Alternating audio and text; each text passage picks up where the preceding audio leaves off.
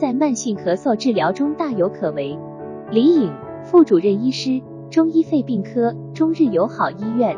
中医治疗慢性咳嗽是有它的那个优势和特点的，说大有可为的话也不算过吧，因为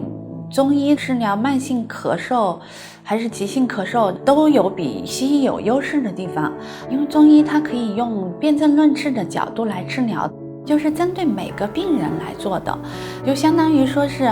我1对1的给你制定的方案，制定了方案之后就是针对这个人本身是最适合这个人的一个治疗方案，所以它治疗起来效果会非常好，而且它的治疗手段非常多。因为有时候西医会觉得说我就是一慢性咳嗽，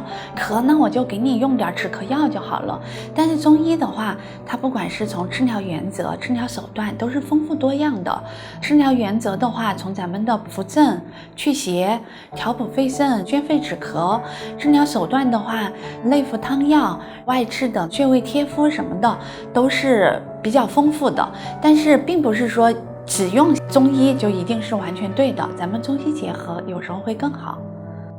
专家提示，中医在慢性咳嗽治疗中大有可为，因为中医治疗慢性咳嗽有自己的优势和特点。中医治疗遵循扶正祛邪、调补肺肾、宣肺止咳的原则，是1对1的个性化治疗方案，效果会非常好，而且治疗手段也非常多。